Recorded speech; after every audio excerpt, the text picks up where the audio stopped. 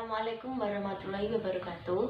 Perkenalkan, nama saya Titis Auliana Dewi, jurusan Psikologi Islam, kelompok 4 TOT.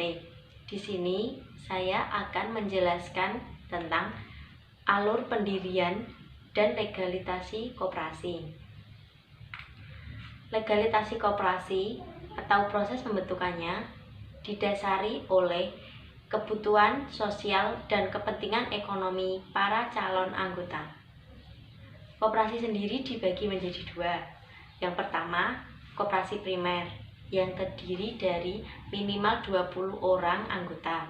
Yang kedua, ada koperasi sekunder yang terdiri dari minimal 3 badan hukum koperasi. Selain itu, diadakan juga rapat anggota pembentukan koperasi, rapat penyusunan anggaran dasar koperasi, dan yang terakhir mendaftar sebagai prakoperasi.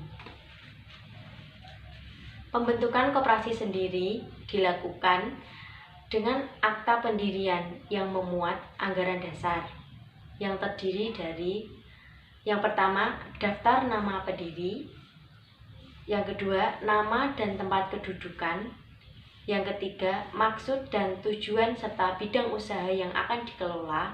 Yang keempat, ketentuan mengenai anggota. Yang kelima, ketentuan mengenai rapat anggota. Yang keenam, ketentuan mengenai pengelolaan. Yang ketujuh, ketentuan mengenai permodalan. Yang kedelapan, ketentuan mengenai jangka waktu berdirinya sebuah koperasi. Yang kesembilan, ketentuan mengenai pembagian SHU atau sisa hasil usaha. Yang terakhir yaitu ketentuan mengenai sanksi. Prakoperasi. Koperasi sendiri merupakan sebuah usaha yang dilakukan dengan tujuan untuk menyejahterakan para anggotanya. Koperasi yang belum berbadan hukum disebut dengan prakoperasi. Pengelolaan prakoperasi dimaksudkan untuk memantapkan aspek kelembagaan, administrasi organisasi, akuntansi koperasi, peningkatan kinerja usaha koperasi, dan aspek permodalan. Pengelolaan prakoperasi sendiri diharapkan dalam jangka waktu 1-2 tahun bisa maju dengan melihat aspek perkembangan koperasi yang telah dijalankan. Proses pengajuan badan hukum koperasi menurut Undang-Undang Permenhumham Nomor 14 Tahun 2019 tentang pengesahan koperasi. Yang pertama, ada tahap permohonan nama koperasi. Yang kedua, tahap permohonan pengesahan akta pendirian koperasi. Yang selanjutnya ada tahap-tahap permohonan nama koperasi. Yang pertama, permohonan pemakaian nama koperasi diajukan oleh pemohon kepada Menteri melalui Direktur Jenderal. Yang kedua, pemohon terdiri atas para pendiri atau kuasa para pendiri yang memberikan kuasa pada notaris. Yang ketiga, permohonan diajukan melalui sistem administrasi badan hukum.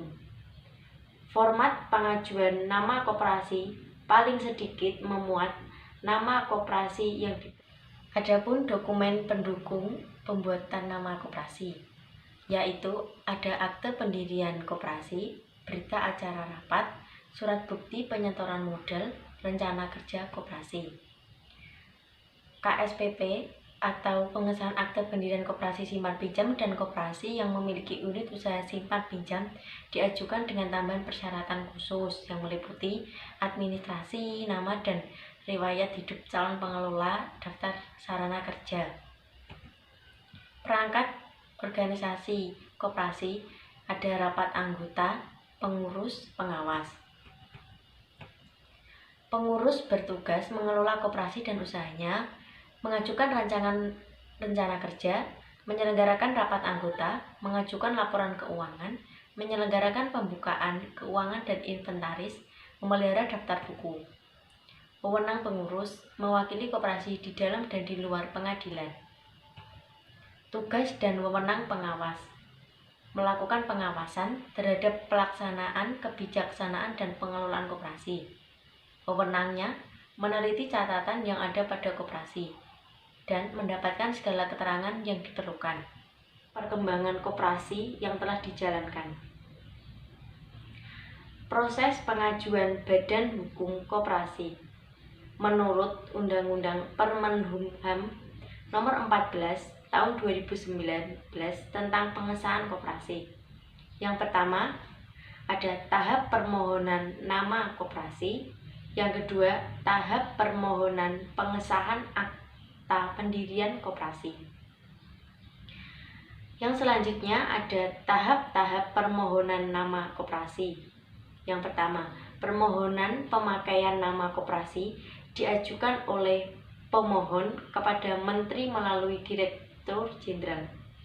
Yang kedua, pemohon terdiri atas para pendiri atau kuasa para pendiri yang memberikan kuasa pada notaris.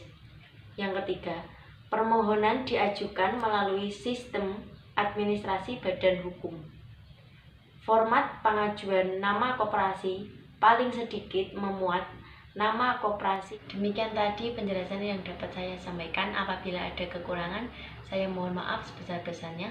Wabillahi taufik wal hidayah. Wassalamualaikum warahmatullahi wabarakatuh.